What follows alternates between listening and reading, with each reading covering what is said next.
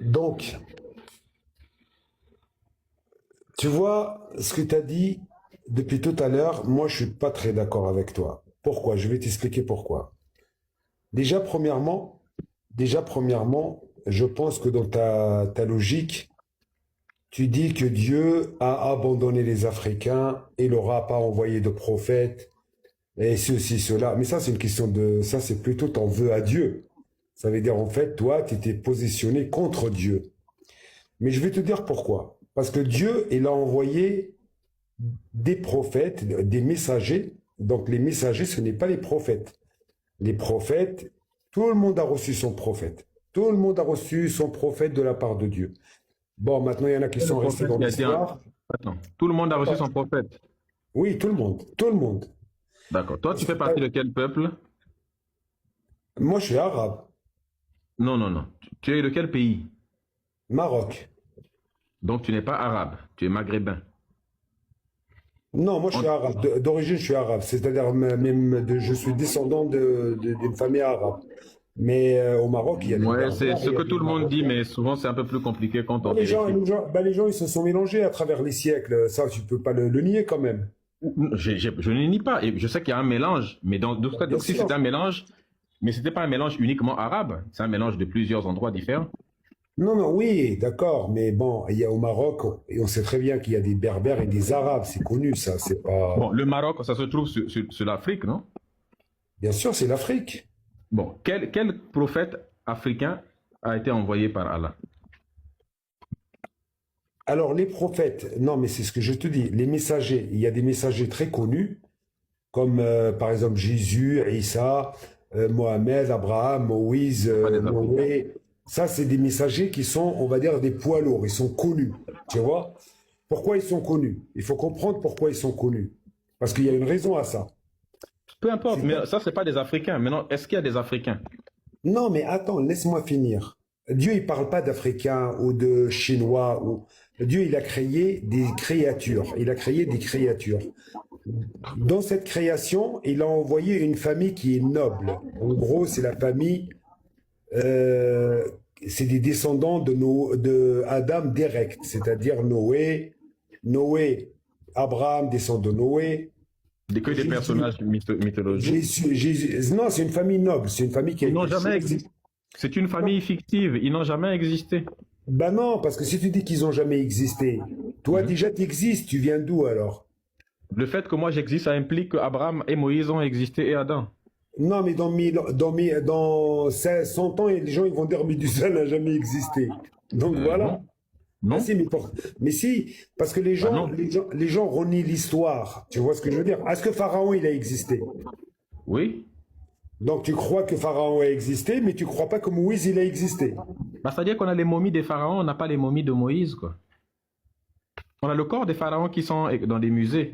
C'est normal parce que le pharaon c'était un roi, donc il avait les moyens de construire des pyramides et de se momifier. Mais il avait des sujets. Tous les sujets ne sont pas momifiés. Oui. Tous Mais les sujets de Jésus, c'était... pharaon. C'est comme demain, par exemple, je sais pas moi, à travers le temps, on va se rappeler de Gucci, Oui, mais il y a des et on va pas personnes, se il y a des rappeler du peuple personnes, qui a consommé Gucci. oui, mais il y a des personnes dont on a retrouvé des ossements qui n'étaient pas des rois. Il y a 10 000 ans, on a retrouvé des ossements qui sont beaucoup plus anciens que celui du pharaon. Par exemple, on a retrouvé les ossements du Tchedarman, par exemple. Il n'était pas roi. Il n'était pas roi, c'était juste une personne comme ça, lambda. Non, Il y a mais des c'est-à-dire, cimetières qu'on a retrouvés qui datent. Il y a des cimetières, il y a des ossements qu'on a retrouvés de très longtemps.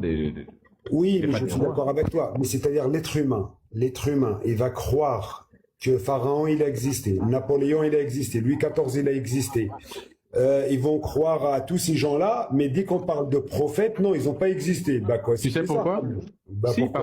parce que les personnes que tu cites sont des personnes, des personnages historiques qui ont marqué l'histoire et on peut prouver leur existence en étudiant des événements, des guerres qui se sont produits. Ils ont laissé plein de traces. Il y en a qui sont dans leur tête sur des pièces de monnaie. Il y a des villes que des personnes ont construites. Donc Oh, l'histoire ok, atteste vraiment. ok, d'accord. Mais Donc sauf que moi, vos prophètes n'existent que dans un seul livre. Donc, d'accord. Ah, donc et ce Mohamed n'a pas. livre-là n'est pas ni un livre historique, ni un livre scientifique, c'est juste un Donc livre de le foi. prophète Jésus ou Mohamed n'ont pas existé alors qu'ils ont changé la face du monde.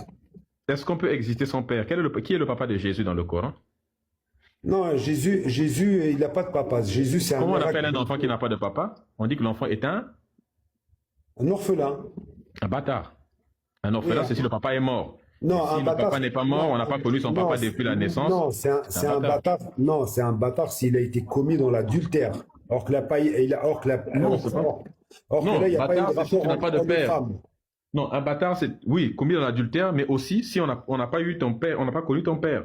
Oui, mais c'est pas la peine de se jouer sur ce terrain. Bah, Jésus, est-ce c'est que un Marie miracle. était mariée? Est-ce que Marie était mariée quand elle est tombée enceinte de Jésus? Jésus, écoute, Marie, c'est la Vierge. Elle était vierge. Mais est-ce qu'elle était mariée?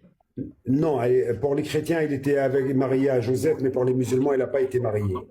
Donc pour les musulmans, toi tu es musulman, je parle de toi. Donc pour les musulmans, elle n'était pas mariée, n'est-ce pas? Non, ah non, elle n'est pas mariée. Comment on appelle un enfant qui naît hors mariage? Mais tu peux pas dire c'est un bâtard. C'est notre insulte les prophètes. Tu peux pas insulter le prophète comme ça. C'est pas une insulte, il est né hors mariage et en plus on ne connaît pas son père. Écoute, mais c'est normal, c'est prévu par Dieu parce que c'est Dieu qui l'a décidé. Regarde Jésus, tu vois Peu Jésus. importe ce qui s'est prévu, si on dit que quelqu'un qui naît, Écoute-moi, du- écoute-moi. si quelqu'un qui naît hors mariage est un bâtard, Jésus c'est le plus gros bâtard donc de l'humanité. Non, non, non, non, non, non, non, non, parce que Ou alors si tu veux le bâtard le plus saint de l'humanité. non, lui, Mais dans tous les cas, ça reste un bâtard. non, non, non, non, non. Tu sais pourquoi? Parce que Dieu dans le Coran, il dit Jésus est pareil que Adam. Il est né de sa volonté et c'est un miracle. Point final. C'est comme Moïse, il a ouvert la mer Rouge. Donc c'est un miracle. Et Dieu, il peut faire n'importe quel miracle qu'il veut. Jésus, c'est un miracle aussi. Il est né de sans père, sans rien. Il est né comme Moïse, ça. il a ouvert quoi? Tu sais que Marie, je vais t'apprendre quelque chose, peut-être tu ne le sais pas. Marie, elle est tombée enceinte le même jour et elle a accouché le même jour. Tout s'est passé le même jour. Sans Marie, blague. oui, Marie n'a pas subi 9 mois d'attente parce qu'elle n'est pas restée 9 mois dans le désert en train d'attendre. Marie, Sans elle a blague. accouché. Marie, elle est tombée enceinte le même jour, et elle a accouché le même jour et elle est revenue à Jérusalem avec son bébé. Tu sais qu'elle avait 13 ans? Non, elle avait 21 ans, Marie. Non. Non, Marie, quand elle a eu Jésus, elle avait 21 ans. C'est pas la peine de dire 13 ans. Parce qu'apparemment, tu fais une fixette À sur l'époque, une tu petite pouvais fille. pas rester, c'est les juifs, à l'époque, tu pouvais pas rester jusqu'à 21 ans célibataire, c'est pas possible. Marie, c'était un cas spécial. Non, Marie, c'était pas un cas spécial. Aucune Marie, fille ne elle restait était- jusqu'à 21 ans comme ça. non, mais Marie, elle était protégée par Dieu. Tu comprends? Marie, Protégée déjà, comment? déjà, il a grandi dans le temple, sous l'autorité, en fait, son tuteur, c'était Zacharie. Tu comprends? Non, c'est pas. Qui était de sa famille aussi. Bah tiens, regarde, Tu confonds beaucoup tu confonds beaucoup de choses. je vais te répondre à une question parce que tout à l'heure, tu as posé une question à quelqu'un qui était très intéressante et tu Mais as mélanger, c'est. parlé longtemps avec lui. Tu as Tu parlé sais, les sur... juifs, tu sais ce que disent les juifs, qui Oui. eux-mêmes ont connu Marie, on est d'accord, elle n'était pas arabe, elle était juive. Oui, oui. Mais elle n'était pas non plus chrétienne, elle était juive. Donc les mieux placés pour Oui, parler mais d'elle, ce sont des elle juifs. n'était pas juive, elle était hébreu. Oui, bah, c'est pareil, les descendants des Hébreux aujourd'hui, c'est des juifs. Bah, juif, c'est les gens qui descendent de Juda. Oui, qui étaient hébreux. Voilà, mais ils étaient tous hébreux. Judas qui était hébreu, donc ça fait d'eux les descendants des Hébreux. Ouais, c'était tous des hébreux, ouais. Voilà. Exact. Et la religion que pratiquait Marie, c'était laquelle? C'est la religion hébraïque. Hein? Hébraïque. C'est Les Juifs avant que Jésus arrive, ils étaient tous hébraïques. la religion juive. Oui, parce que en fait, le père de Marie dans l'islam, c'est Imran. Imran, Oui, mais dans la Bible, dans la Torah, c'est bien les juifs. C'est le peuple juif. La religion qu'ils pratiquent, c'est le judaïsme qui est désigné là-bas. oui, mais le judaïsme il est venu bien après que la religion hébraïque. La religion hébraïque, ça veut rien dire. Bon, c'est pas Si, grave. si tu veux. parce que c'est des Bon, descendants c'est pas d'Abraham, grave. donc ils suivaient la religion d'Abraham. Et il n'y a aucun Ce n'est pas grave. Appelle il y a ça comme aucun tu juif veux. qui va te dire on ne suit pas la religion d'Abraham. C'est pas possible. En fait, ça veut rien dire. C'est le judaïsme. Comment on désigne la religion en question? Oui, voilà. C'est le judaïsme. Bon, maintenant, elle est connue sous le nom de judaïsme, mais en réalité, c'est des religions hébraïques, on le sait. Abrahamique, tu veux dire? Abrahamique, pardon. Tu sais que l'islam, c'est abrahamique, hein. C'est pas les Arabes qui ont inventé l'islam, hein. Ça dépend. C'est un arabe qui a inventé l'islam en Non, mélangeant des éléments abrahamiques à non, l'intérieur. non, non, c'est pas vrai. Non, c'est pas vrai Attends. parce que, regarde, Ça mélange Abraham, trop de choses, s'il te plaît. Ça mélange. laisse-moi t'expliquer parce que toi, tu expliques beaucoup de choses, mais erronées. Je Donc, n'arrive pas à expliquer parce que tu m'interromps à chaque fois. Abraham, il a dit, les gens qui me suivront, on les appellera les musulmans, c'est-à-dire les gens soumis à Dieu. Musulmans, ça veut dire soumis à Dieu. Il y a un verset dans le Coran qui dit que, ou dans lequel Mohammed dit, il m'a été ordonné d'être le premier des musulmans. Est-ce que tu sais ça? Non, non, Si. non. C'est-à-dire, oui, il adorera Dieu tel que Abraham. Mohammed, Mais, il y a un verset dans le Coran où Mohammed dit, il m'a été ordonné d'être le premier des musulmans. Est-ce qu'il dit la vérité ou il ment? à partir du Coran, oui, s'il dit la vérité, c'est normal. À partir du Coran, puisque plus personne n'était Donc, du musulman. coup, est-ce que c'était lui, est-ce que Mohammed était donc le premier des musulmans? À partir du Coran, oui. Quand le Coran il est descendu, oui, c'est le premier des musulmans, c'est normal, c'est lui qui a reçu le Coran. Non. Non, ça veut rien dire à partir du Coran. Quand tu es premier des musulmans, c'est que les musulmans n'existaient pas avant toi. Puisque Mohamed, avant de recevoir le Coran, il ne savait même pas ce qu'il était. Oui, mais est-ce que les musulmans existaient avant Mohammed? Alors, je vais t'expliquer. Écoute, je vais t'expliquer très bien pour que tu comprennes. La religion de Dieu depuis Adam, elle est basée sur la soumission à Dieu. La soumission à Dieu, en arabe, ça veut dire l'islam. Ça veut dire islam. C'est le mot islam en arabe. Oui, mais chaque religion. Non, mais attends, est soumise. il faut comprendre comment Ta ça marche. définition est ridicule. Regarde Non. pourquoi ta définition est ridicule. Non, elle n'est pas ridicule. C'est juste Je que t'explique là, en pourquoi fait, tu c'est as un problème ridicule. En fait, tu Attends. as un problème avec la traduction, toi. En fait, soumission à Dieu, est-ce qu'un chrétien, il est soumis à Dieu? Il est soumis à Dieu ou pas? Oui, maintenant. Donc, ça fait de lui un musulman, si on doit en arabe. Attends, maintenant. Est-ce que tu sais que, par exemple, les Grecs étaient soumis à Zeus, qu'ils considéraient comme Dieu? Ça, c'est une mythologie. C'est des gens qui De la même croyaient manière. c'est des gens qui croyaient Attends, à des s'il te plaît. statuettes. C'est des païens. Est-ce que tu peux m'écouter? Ah, je t'écoute très bien. Ça fait longtemps que je parle. Ça fait longtemps que je parle, je n'ai plus la force de crier. Vas-y, oui, vas-y, je te laisse. D'accord. Vas-y, je t'écoute, Médusa, il n'y a pas de problème. Ce que tu dis n'a pas de sens. Pourquoi? Parce que, premièrement, tu es en train de nous dire que être musulman, c'est être soumis à Dieu. Et donc, comme le chrétien était soumis à Dieu, donc, il est musulman. Comme le juif était soumis à Dieu, donc il est musulman. Mais le seul problème que tu oublies, c'est que il y avait plusieurs religions à cette époque, pas seulement le christianisme et l'islam. Donc, si on prend ta définition que à partir du moment où tu es soumis à Dieu, c'est que tu es un musulman, ça veut donc dire que tous les peuples qui étaient soumis à leur Dieu sur terre étaient des musulmans. Les peuples du nord de l'Europe qui étaient soumis à Odin, donc c'était des musulmans. Non, les Grecs étaient soumis à leur dieu Zeus, donc c'était des musulmans. Un Africain qui était soumis à son propre dieu. Donc les Égyptiens antiques étaient soumis à leur dieu Amon, c'était des musulmans. Ton exemple n'a pas de sens parce que ça fait de n'importe qui sur terre un musulman simplement parce qu'il est soumis à son propre dieu. Non, parce que je vais donner la preuve. Je vais donner la preuve. Tu vois l'homme, il a toujours adoré un dieu. Mais par contre, ce que l'homme ne pouvait pas savoir, est-ce que c'était le vrai Dieu qu'il adorait? Puisque, en fait, du fait que toutes les nations, ils ont reçu un prophète, donc ils ont travesti un peu leur prophète. C'est quoi le prophète? Toutes les nations ont reçu un prophète. Comment on appelle le prophète reçu par les Chinois? Mais attends, je vais te dire une chose. Comment réponds à la question, s'il te plaît, Mohamed. Réponds à la question. Parce que je ne veux pas juste jouer, excusez-moi, je ne veux pas jouer sur interférence, mais Mohamed répond à la question directement. J'essaie de lui répondre. Patienter d'abord, après on arrivera sur toi. Non, mais j'essaie de répondre à la question. Tout le monde à travers la terre sait qu'il y a un Dieu. Il y a des gens, par exemple, ils ont... Non, il y a des gens qui... Non, faut pas dire ça. Il y a des gens pour lesquels il n'y a pas de Dieu. Il y a des gens qui sont des athées. Oui, maintenant il y a les athées, oui, bien sûr. Mais avant, Il y en a toujours existé, il ne faut pas dire maintenant, c'est juste oui, qu'avant on les brûlait. oui, les non-croyants, ils ont toujours existé, c'est vrai. Mais je veux dire, il y a beaucoup de gens à travers la terre savaient qu'il y avait un Dieu. Donc il y en a qui l'ont traduit par une statue, par le soleil, par je sais pas quoi, mais ils n'étaient pas sûrs que c'était le vrai. Donc maintenant, si je te dis, moi, le vrai Dieu, c'est lui qui Je t'a n'étais pas envoyé sûr que un... c'était le vrai, non? C'est faux. Non, mais le vrai, maintenant, après, on l'a compris, parce que le Il vrai, n'y a pas de, il y a pas de vrai Dieu. En fait, mais écoute-moi. laisse-moi finir. Le vrai, il est traduit par le message qu'il t'a envoyé. Est-ce il y a un peuple qui a reçu un message de Dieu? Un Écoute-moi. livre? Dis-moi, Tous toi, les par exemple, peuples, il y a plein de peuples qui ont reçu des messages de leur propre Dieu. et toi, tu Maintenant, dis aux gens, écoute-moi. toi, tu dis aux gens que tu es Mickey. Est-ce que tu as un livre de ton Dieu? Tu l'as? Je dis aux gens que je suis quoi? Mickey, tu sais pas quoi? Kimite? Mikit, hein?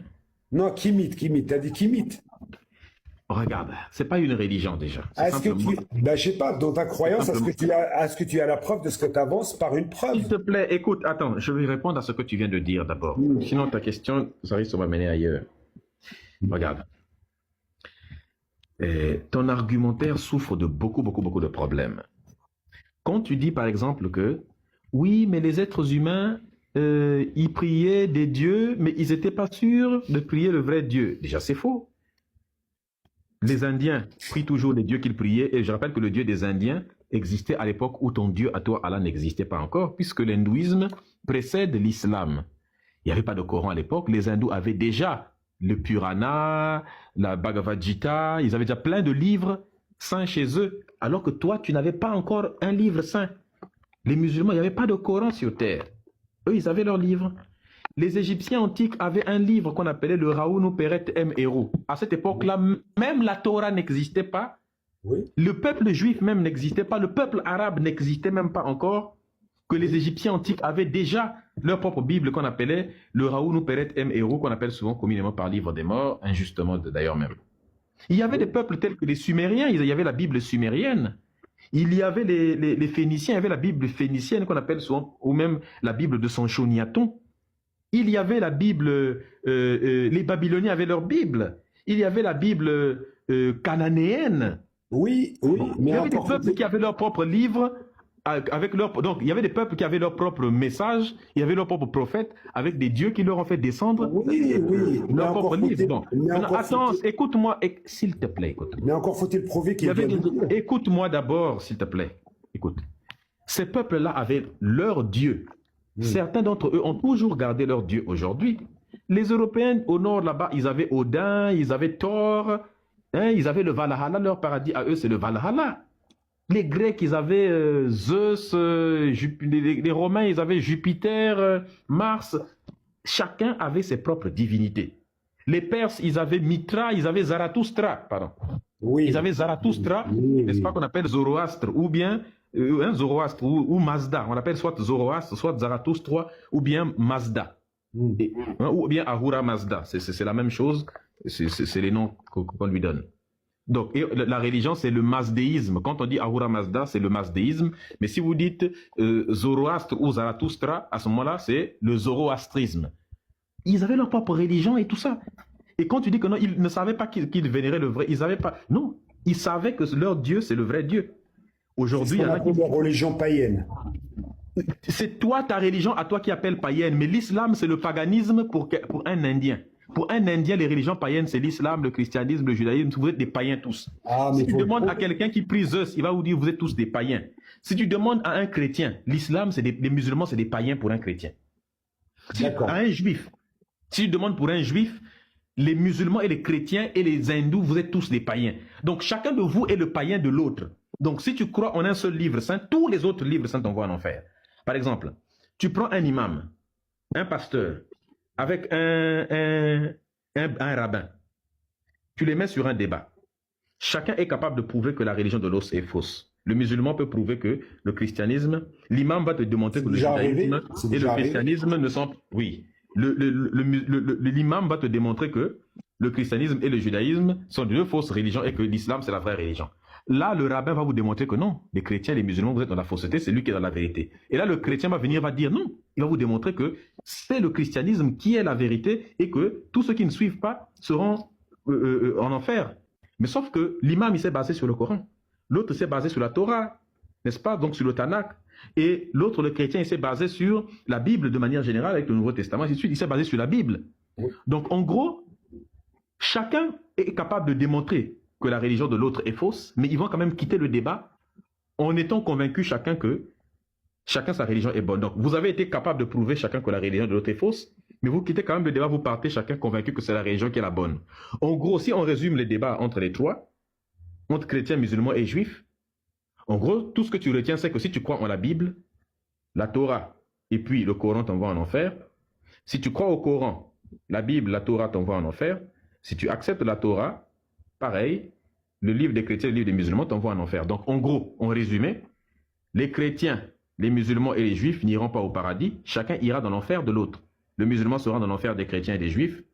Le juif sera dans l'enfer des chrétiens et des musulmans. N'est-ce pas? Et le chrétien sera dans l'enfer des musulmans et des juifs.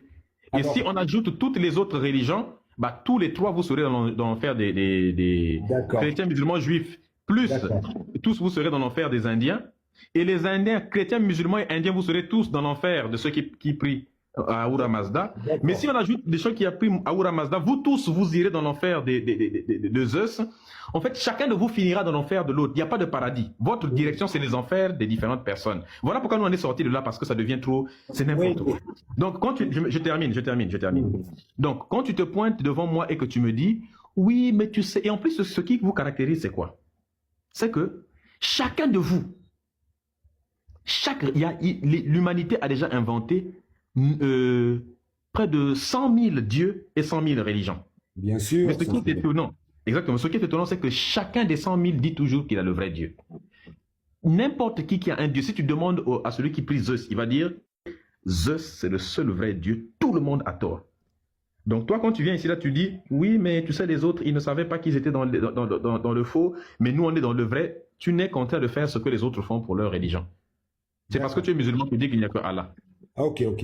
Mais maintenant, il reste un point important à éclaircir. Tu vois le vrai Dieu, le vrai, il se manifeste à toi. Il se manifeste à toi avec des arguments solides. Non. Non, pas du tout. Mais laisse-moi finir, je vais te prouver.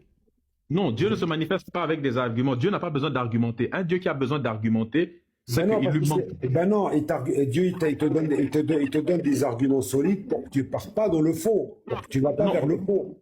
Mais un vrai Dieu n'a pas besoin d'argumenter. C'est sa création qui argumente à sa place. Ben non, parce que sinon tu vas te mettre à adorer des statues. Mais adore ce que tu veux. Dieu n'a pas besoin d'être adoré. Ben si, je vais te dire pourquoi. Parce que Dieu dans le Coran... Attends, est-ce que Dieu a besoin d'être adoré? Oui, il a besoin. Le besoin... Et il a besoin d'être adoré. Attends. Le besoin exprime un manque. Si Dieu a besoin d'être adoré, donc Dieu est en manque d'adoration. Donc, il a quelque chose, l'adoration va venir combler un besoin qu'il a. Et si Dieu a des besoins, c'est que Dieu n'est pas Dieu, c'est qu'il est au même titre que nous. Non, mais là, tu rentres dans les affaires de Dieu. Tu ne peux pas rentrer dans les affaires de Dieu. Parce que si, il va falloir qu'on y rentre quand même à un moment donné. Dieu rentre bien dans les affaires toute la journée. On va se mêler des siennes aussi. Dieu, il t'a donné le discernement. D'accord, je suis d'accord avec toi. Il t'a donné le discernement. Mais il t'a donné aussi le libre arbitre. De croire ou de ne pas croire. Mais par contre... Non. En islam, on n'a pas le libre arbitre. Si, on a le libre arbitre. Dieu, non, pas du tout. Regarde, je vais te dire une chose. Non, on n'a pas le libre arbitre. Allah dit dans le Coran que nulle âme ne peut croire sans la permission d'Allah. Vrai ou faux? Oui, bien sûr. Bien sûr, Dieu guide qui il veut. Dieu guide qui il veut. Et il égare qui il veut. Et il égare qui il veut. Moi, comme je ne suis pas musulman, je suis considéré comme égaré par des musulmans, n'est-ce pas? Oui, toi, tu es égaré. Qui m'a égaré?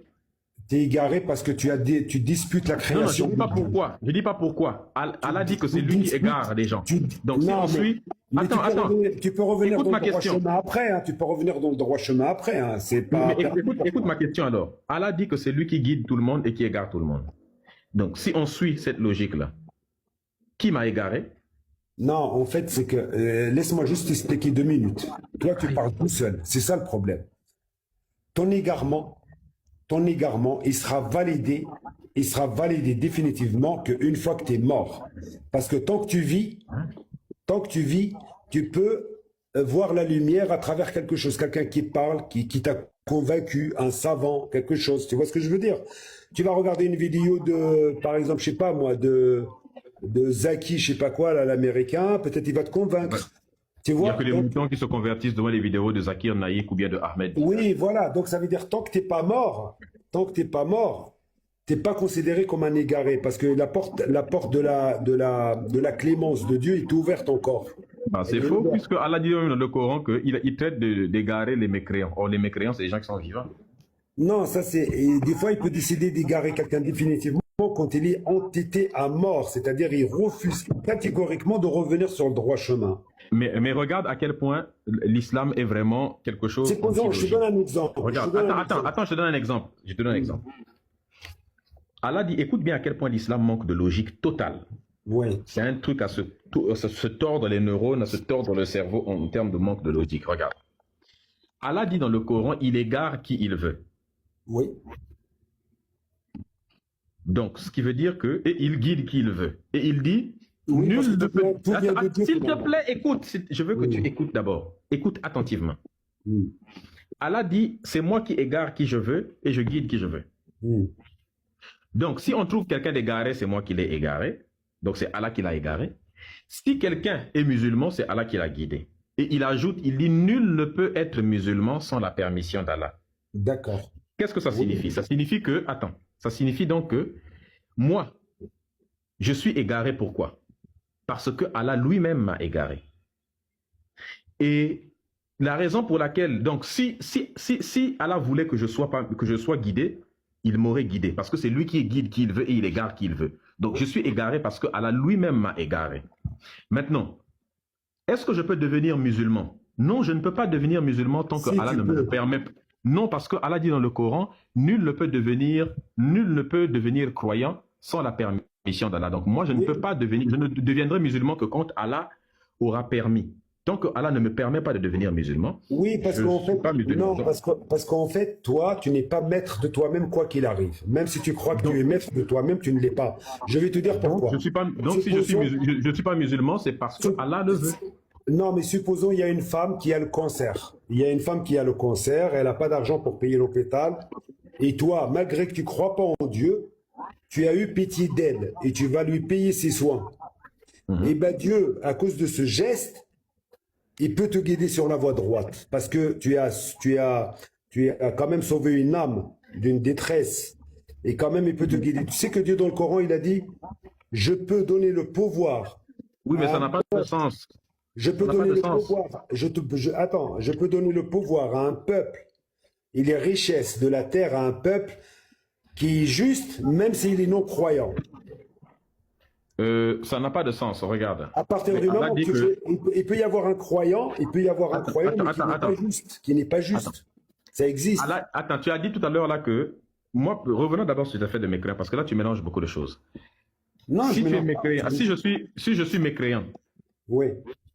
C'est parce que Allah ne m'a pas encore permis de devenir musulman, n'est-ce pas? Il ne t'a pas encore guidé, oui, c'est possible. Voilà. Donc, s'il ne m'a pas encore guidé, ça veut dire que tout ce que je fais dans l'égarement, c'est lui qui en est responsable. Parce que il doit me guider. Donc, ça veut dire que ce que je fais, je le fais par la volonté de Allah. Je suis mécréant parce que Allah veut que je sois mécréant. Donc, si je critique Allah actuellement sur mes lives, c'est parce que Allah a voulu que je le critique. Oui. Donc, je critique Allah par la volonté d'Allah. Parce que c'est lui qui m'a égaré. Il m'a égaré volontairement et c'est lui qui ne me permet pas de devenir musulman. Donc, il me permet d'être. C'est lui qui a fait de moi un mécréant. Donc, si un musulman essaye de venir me convertir à l'islam, il est en train de résister contre la volonté d'Allah parce que la volonté d'Allah, c'est que je sois mécréant. Tu comprends? La volonté d'Allah, c'est que je sois mécréant. Si un musulman tente de me convertir, il est en train de lutter contre la volonté d'Allah. Et ce n'est pas bien de lutter contre la volonté d'Allah. Il faut laisser Médusa être mécréant pour que la volonté d'Allah s'accomplisse bien. Non, le musulman, tu le côtoies tous les jours parce que tu n'as pas le choix, parce qu'il y a des musulmans partout. Mais c'est pas Dieu qui souhaite que tu sois mécréant. Supposons que tu as évolué. Si, c'est parce que c'est écrit dans le Coran. Supposons que tu as évolué dans une situation où tu crois pas en Dieu. Ça peut arriver. Tu sais qu'il y a un musulman, il y a des musulmans, il peut être musulman toute sa vie. Toute sa vie, il peut être musulman, il peut faire le ramadan, faire la prière et finalement mourir mécréant parce qu'il aura fait quelque chose qui va le sortir de l'islam au final. Ça arrive aussi. Mais donc ça veut dire que quelque chose est sorti de l'islam, bon, peu importe, mais en tout cas, si on parle du fait de rester mécréant, on peut être d'accord sur un fait, c'est que les mécréants sont mécréants parce que Allah oui, mais c'est pas veut qu'ils soient mécréants. Est-ce que Allah peut... Dans le Coran, il a dit, si Allah dit que s'il avait voulu, il aurait fait de tout le monde des musulmans. Voilà, s'il aurait voulu, exact, ça c'est vrai. Donc ça veut dire que si tout le monde n'est pas musulman, c'est parce que Allah a voulu que certains soient mécréants, n'est-ce pas? Eh ben, en fait, le libre arbitre, il n'y a pas de libre arbitre. Les gens, des fois, choisissent des directions qui ne conviennent pas à Allah. Mais Allah, il a dit aussi, les meilleurs, ceux qui sont, c'est-à-dire les meilleurs égarés, c'est ceux qui se repentent. Ah, parce qu'il y a une compétition il y a un classement des meilleurs égarés, des pires égarés. Ah bah oui, il y a un égaré qui a atteint un niveau d'égarement grave, c'est-à-dire au point de tuer les gens, de tuer les enfants, de tuer les femmes. Et il y a un autre. Ce que le prophète Mohammed a fait sur terre. Et il y a un autre, il croit pas, mais il fera du mal à personne. Tu vois ce que je veux dire? Mais il croit pas, mais c'est pas le même niveau, c'est normal. Ça c'est moi ça. Est-ce que Hitler il est comme toi? Il est comme Mohamed. Non. Mohamed, il a tué personne. Si, il a génocidé 900 personnes de la tribu des Banu Qurayza en un après-midi. Non, Mohamed, non, mais il faut... Attends, tu vois, là, tu es volatile. C'est-à-dire, en fait, il faut s'arrêter sur l'histoire et comprendre comment ça s'est passé. C'est pas volatile, parce que c'est un fait. Mais donc, si on revient à ce que l'on était en train de dire... Mohamed faisait des guerres en termes de défense, pas en termes d'attaque. Non, c'est faux. Mais c'est bon, ça va être un long sujet si on rentre à l'intérieur. C'est strictement faux. Même avec les propres textes de l'islam, on peut démontrer que c'est faux. Bon, c'est pas des guerres de défense. Les musulmans sont partis jusqu'au sud de l'Europe, c'était pas pour aller se défendre là-bas. Ils sont venus en Afrique, c'était pas pour venir se défendre en Afrique. Au sud de l'Europe, tu sais pourquoi ils sont venus au sud de l'Europe? Quand le Maghreb a été le nord de l'Afrique, là, quand ça a été envahi par les Arabes, c'était pour venir se défendre. Alors là, je vais te dire une chose. Tu sais que, par exemple, tu prends l'Asie. L'Asie est devenue musulmane. Non, pas l'Asie, le nord de l'Afrique. Quand les Arabes ont envahi le nord de l'Afrique, jusqu'au Maroc, dans ton pays là-bas, ils venaient se défendre de quoi? Non, ils prêchaient la belle parole. Les gens sont devenus musulmans, mais il n'y a pas eu des guerres. Ils prêchaient la bonne parole avec les épées. Au nord des Afriques, il n'y a pas eu de guerres significatives. Non. Il y a eu des guerres ou pas? Il y a eu des guerres, bien sûr, il y a toujours des guerres. Et ces guerres-là, c'était défensif aussi? Par exemple, je te donne un exemple. La guerre en Espagne. Quand les musulmans ils sont rentrés en Espagne, tu sais pourquoi ils sont venus en Espagne ou pas? Ils sont partis faire quoi là-bas? Dis-moi, toi, pourquoi ils sont venus en Espagne, les musulmans? Mais pour aller répondre l'islam, pour aller faire le djihad. Eh ben, tu vois, regarde, ça, c'est des discours de BFM TV, en fait. BFM TV, c'est l'histoire, là. L'histoire, tu me racontes les détails. Je vais te donner... Ça tombe bien, tu es marocain, non?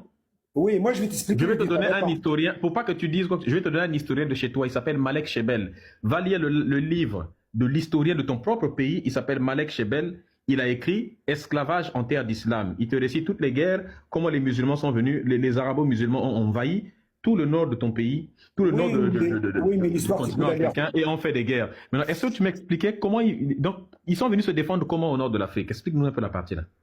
Attends, je te le dis. Je te le dis, mais si tu me laisses pas parler, je peux pas t'expliquer. Tu sais, les Arabes, enfin les musulmans, les arabo-musulmans, parce que les Arabes, ça veut rien dire. Il y avait beaucoup de nationalités dans les musulmans. Dans les musulmans, ils avaient des flottes qui naviguaient sur les eaux à travers le monde. Tu comprends? Non. C'est. Des faux, les musulmans, il n'avait pas de flotte qui naviguait à travers des eaux. Les musulmans, ils sont même partis jusqu'en Amérique. Arrête. Si tu prends, je te prends juste Ibn Battuta, il a fait 150 000 km à pied. Donc, non, ça, il faut. Quel musulman était parti en Amérique? Comment? Quel arabo-musulman était arrivé en Amérique? Et il y en a eu plein. Par exemple, comme il y en a eu plein, ça veut dire que tu peux en citer au moins un. Qui? Je sais pas, tu as, je sais pas moi, attends, faut que je... Ibn Colombe? Non, Christophe Colomb, il n'a rien fait, Christophe Colomb. Mais ça se trouve, c'était Christophe Ibn Colombe. Non, Christophe Colomb, déjà rien que Christophe Colomb, tu vois, il est connu ici en Europe parce que si on est en Europe, on nous apprend ce qu'on veut, ce qu'ils veulent. Mais Christophe Colomb devant Ibn Battuta, il n'a rien fait, par exemple.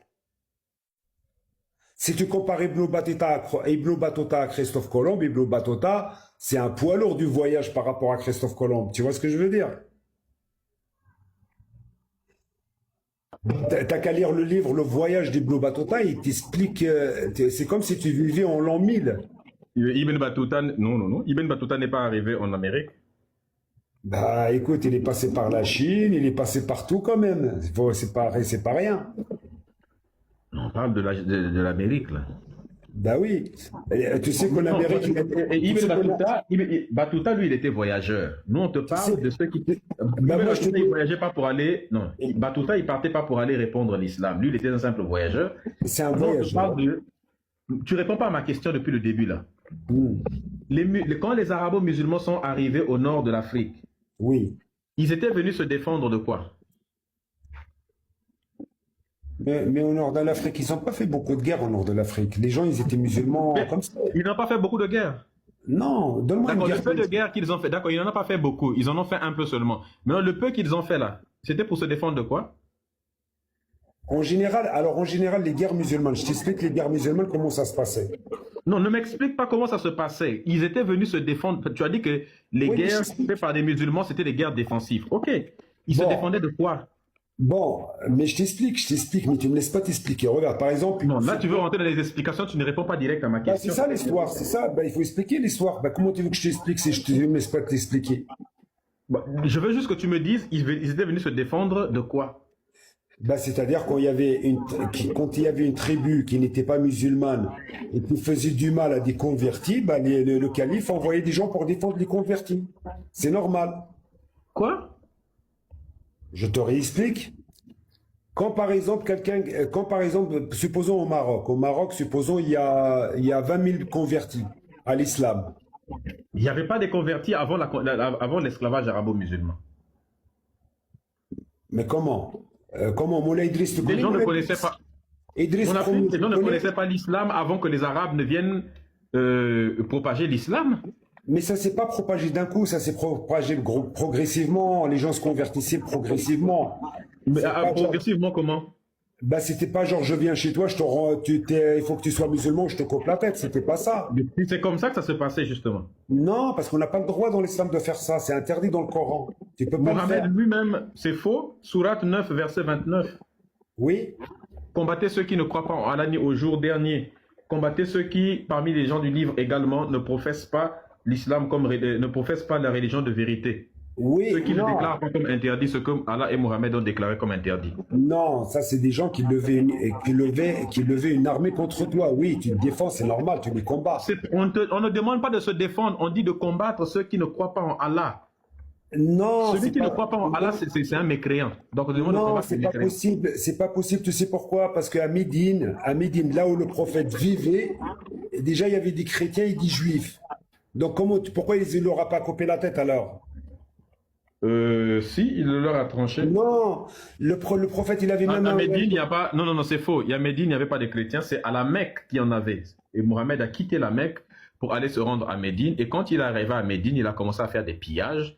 Et c'est grâce à ces pillages-là qu'il a pu lever une armée. Il a braqué les caravanes des Quraysh. Est-ce que le prophète, il a envoyé ses compagnons en Abyssinie, en Éthiopie? Il a envoyé ses compagnons, par exemple, en Égypte, chez les Coptes, pour aller les menacer. Est-ce qu'on est d'accord que ton prophète avait envoyé, par exemple, une lettre de menace? Non, déjà, le prophète, il n'est pas parti en Égypte, il était mort avant la conquête. Non, il n'est pas parti, j'ai pas dit. Il a envoyé une lettre de menace en Égypte, chez les Coptes. C'est de là qu'on lui avait... Tu connais Maria el-Coptière? Maria el-Coptière, c'était une femme qui était venue d'Égypte, oui, elle a été offerte au prophète, oui. Pourquoi on lui avait offert? C'était une esclave qui a été donnée à Mohammed. Pourquoi on lui avait donné ça? Oui, parce qu'en fait, le dignitaire du pouvoir, il est devenu musulman à ce moment-là. Donc, il a décidé d'offrir une femme au prophète. Vous voyez comment vous mentez? Et c'est ça qui est bizarre. Tu sais, attends Mohamed, attends. Le premier hégire, il ne faut pas mentir. Mohamed, s'il te plaît, écoute. Il ne faut pas mentir, ce n'est pas bien. Mohamed a envoyé... Attends, s'il te plaît. Ouais, mais tu ne laisses pas parler. Oui, parce que tu ments. C'est pas bien de mentir. Mais moi aussi, je peux dire que toi aussi, tu mens. Il ne lui avait pas donné... ton micro, c'est insupportable. Il ne faut pas mentir comme ça, ce n'est pas bien. Tu viens de mentir qu'il était devenu musulman, et comme il était trop content d'être musulman, eh bien, il a décidé de donner cadeau à Mohamed, il lui a donné une esclave. C'est faux. Mohamed lui avait envoyé une lettre de menace pour lui dire, si vous ne vous convertissez pas à l'islam, moi et mes soldats musulmans, on va venir saccager ton pays. Et donc, le gars a eu peur, il lui a donné un cadeau pour que finalement, il n'aille pas attaquer. La même chose Mohamed a fait au sultanat d'Oman. Oman que vous voyez aujourd'hui qui est musulman, les Omanais n'étaient pas des musulmans avant. Il avait envoyé une lettre de menace aussi au sultanat d'Oman pour leur demander de se convertir à l'islam, sinon ils allaient être attaqués. Tu fais de la marmaille depuis, tu viens d'inventer que non, il était devenu musulman et puis aller par plaisir, par joie de l'islam, il est devenu musulman à quel moment les Coptes? On dit bien copte, tu dis il est devenu musulman. Il était copte. Un copte, il va devenir musulman seulement comme ça alors que toute sa population est copte. Pas de sens. Ok, je peux te répondre? Ouais. D'accord. Le prophète, lors du premier hégire, la première immigration, quand il s'est sauvé de la Mecque, il a dit à ses compagnons, allez-y en Abyssinie, il y a un roi chrétien juste.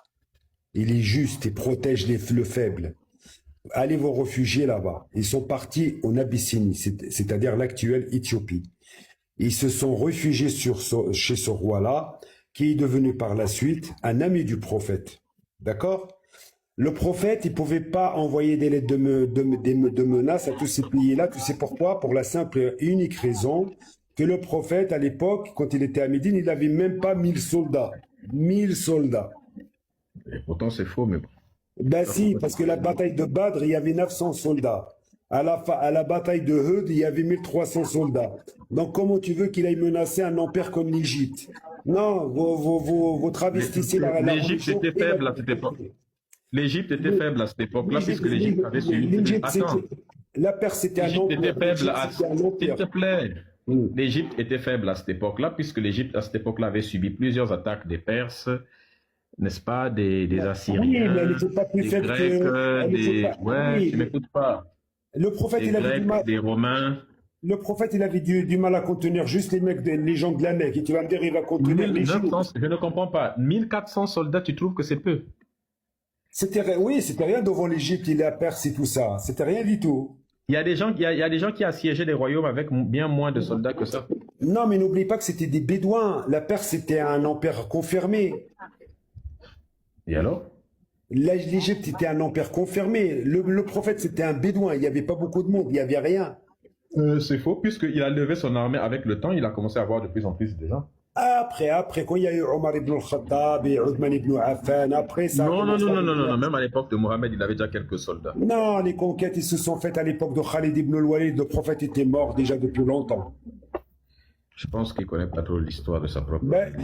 Sinon, est-ce que tu connais le pacte de Omar quand il est arrivé à Jérusalem? Il a signé un pacte avec les chrétiens, c'est-à-dire ils avaient le droit de continuer à adorer leur Dieu, à pratiquer leur religion, à ne pas détruire leur lieu de culte. Non, mais il faut regarder les choses bien aussi. Vous prenez que les trucs diaboliques qui vous... Bonjour Mohamed, bonsoir. Est-ce qu'on peut afficher les tafsirs parce que tu as dit qu'il y avait 400 ou quelques dans l'armée? Oui. Ok. Est-ce qu'on peut me mettre en grand? On va voir si ce que tu dis c'est vrai. Vas-y. L'authentique tafsir de Ibn Kathir, on est d'accord? D'accord. Ok. Là, c'est le tafsir de la sourate 9, versets 28 et 29. Oui. Ok. Combattez. Ah, mince, ça me fait. Combattez ceux qui ne croient ni en Allah, ni au jour dernier, qui n'interdisent pas ce que Dieu et son... Ah, on voit rien. Non, mais moi j'ai compris. On va essayer de suivre juste la caméra. Attends, Mohamed, qui n'interdisent pas ce que Dieu, etc., ont révélé. Oui. Ce verset a été révélé pour ordonner aux musulmans de combattre pour la première fois les gens du livre. Après que la question des associations fut réglée et que les gens entrassent en masse dans la religion de Dieu. T'as dit ils étaient 400 ou 300 et quelqu'un. Lorsque la péninsule arabique fut pacifiée, Dieu ordonna à son messager de combattre les gens des deux livres, juifs et chrétiens en l'an 9. de l'Égypte. C'est pourquoi l'envoyé de Dieu se prépara à combattre les Byzantins et appela les Arabes à faire de même. Une armée... Attends, attends, pause. Une armée... Pause. Attends, juste cette phrase. Ouais. Une armée de 30 000 combattants. 30 000 combattants. Toi, tu dis 400, 300, 22. Non. 30 000 combattants réunis. Oui, mais c'est pas moi qui dis. Ça, c'est après le prophète. Ça, c'est à l'époque de Non. On te dit que c'est ton prophète, tu dis que c'est après le prophète. Je répète. Ce verset le Coran a été révélé pendant que le prophète était vivant, pas après sa mort. Et ce verset a été révélé pour ordonner aux musulmans, ce verset, de combattre pour la première fois les gens du livre. Et regarde, hein, c'est pourquoi l'envoyé de Dieu, c'est à sa mort, l'envoyé de Dieu se prépara à combattre les Byzantins et appela les Arabes à faire de même. Une armée de 30 000 combattants fut réunie. Mohamed, l'envoyé de Dieu, c'est qui? Je comprends ce qu'il dit. Attends, Mohamed, calme-toi d'abord, Mohamed. L'envoyé de Dieu, c'est qui? C'est le prophète. D'accord. Maintenant, 30 000 combattants. les chrétiens, ici, là, on a dit que le verset est révélé, on a demandé de combattre les chrétiens, les gens du livre. Les gens du livre, ce sont les chrétiens et les juifs, n'est-ce pas? Oui. D'accord. Les Coptes, quelle était la religion des Coptes? Les chrétiens. C'était les chrétiens. Donc, tout à l'heure, je t'ai dit que Mohamed était parti, avait envoyé une lettre de menace pour combattre les Coptes chrétiens. Tu as dit non. Tout ce que je t'ai dit vient d'être confirmé. Donc, tu ne fais que mentir. Depuis qu'on te le répète, tu mens. Maintenant, ça aussi, tu vas mentir. Tu vas dire on n'a pas fini. Hein. On n'a pas fini. Il a dit, attends, Mohamed. Tu as dit que Muqawqis, il s'était converti à l'islam, il était content, il a envoyé les esclaves parce qu'il était content. Est-ce qu'on peut me remettre en grand, s'il vous plaît?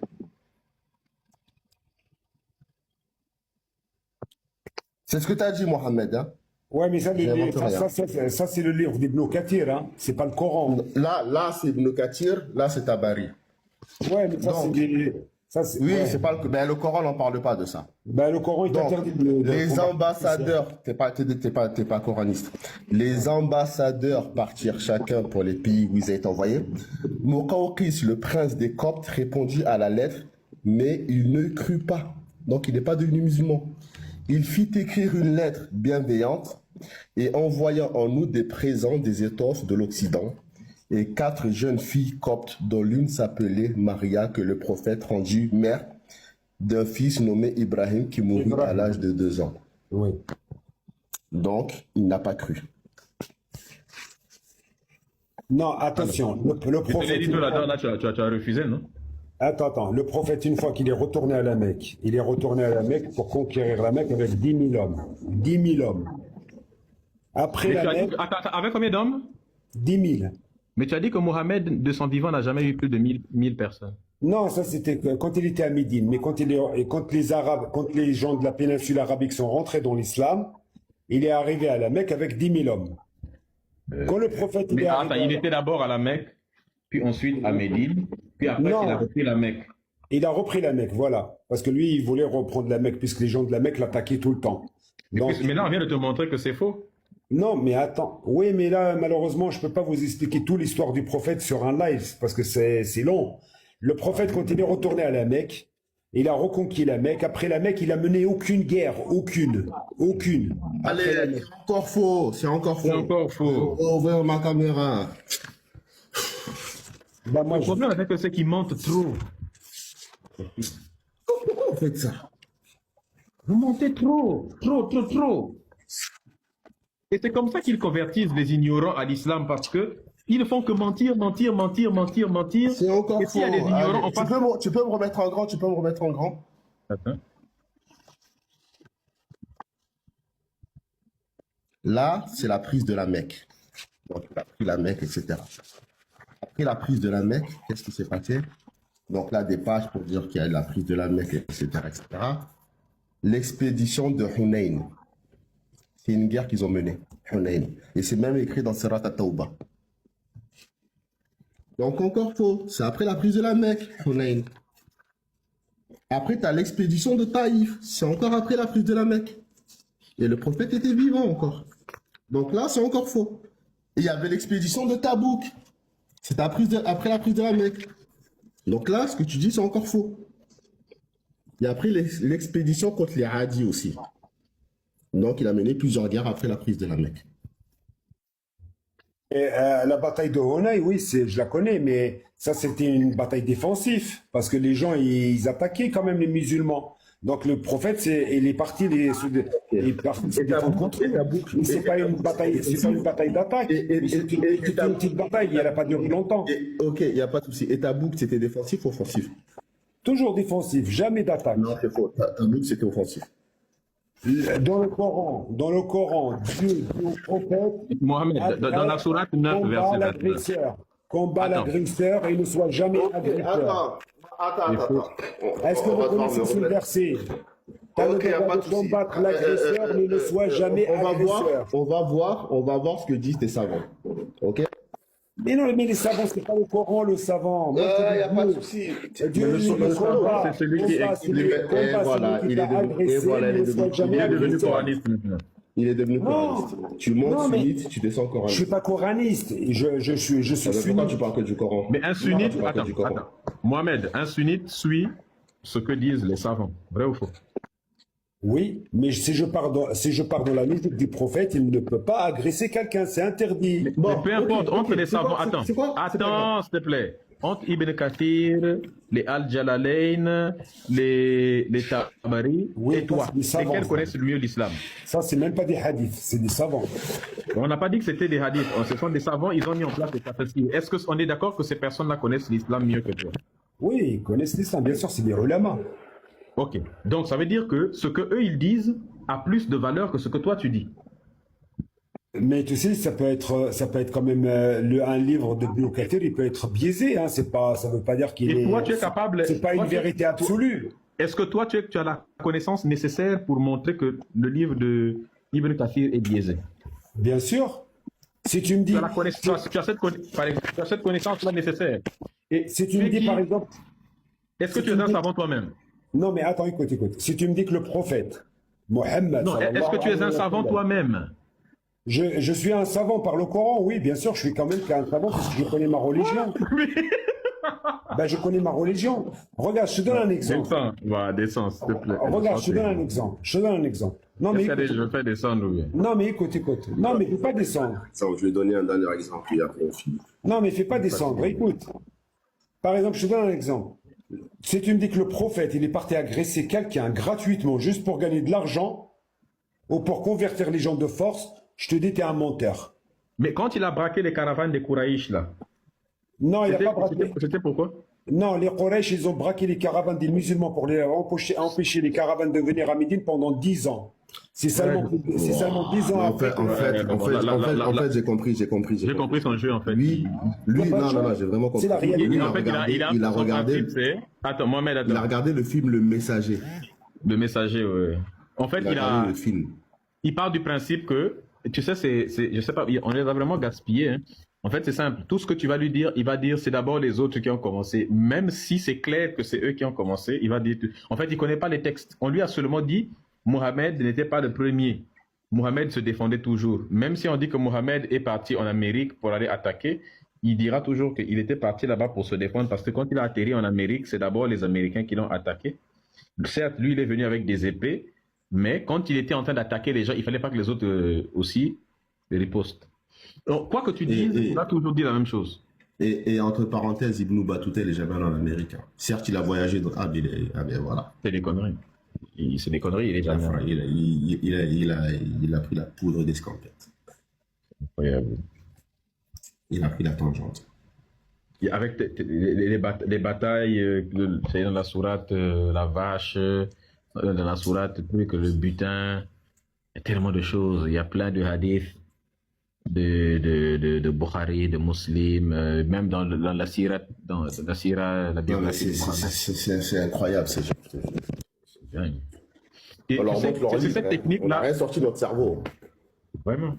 Rien. Les amis, j'espère que vous qui êtes en bas là, vous regardez. Hein. Les musulmans, c'est comme. Ils mentent. Ils mentent. À chaque fois qu'ils viennent pour vous convertir, 99% de ce qu'ils vous disent, c'est faux. Ils nient, ils déforment volontairement la vérité. Et Si tu ne veux pas être converti, et quand ils profitent souvent de l'ignorance, imagine si nous on ne connaissait pas l'islam, mais ils nous auraient mis des dièses. Mais comme on connaît l'islam, on sait que ce qu'il dit est faux, et on lui sort ses propres textes pour lui montrer que c'est faux. Mais le mec réussit quand même à contredire ses propres textes. Musule d'abord, et puis ment. Il ment bien. Il ment bien. Et après la prise de la Mecque, le prophète a fait une guerre. Ah si, mais il se défendait. Ah non, mais t'as oui, mais... Moi, je vais aller somnoler. Ça va, là, ils vont forcer à monter. Moi, j'avais un peu sommeil. En plus, lui, c'est un chrétien et je pense que vous allez rester au moins 1 heure avec lui. Ah ouais, et un prophète en plus. En plus, il a le costume, la veste, donc on est au devant de pas mal de prophètes. Là, il y a toute la panoplie, là. On a toute la panoplie, là, la veste, les lunettes en plus, prophète. Ah. Prophète. Prophète El Rey. El Roi, ça. Ça, c'est pas El Roi qui est devenu El Rey pour monter. Prophète. Dès que je vais entendre plume par plume, je vais déjà descendre parce que on saura déjà à quoi on a affaire. Oh, prophète.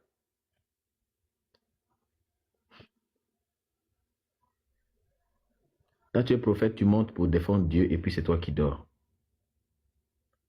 C'est grave.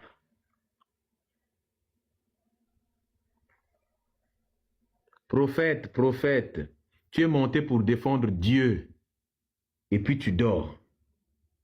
Si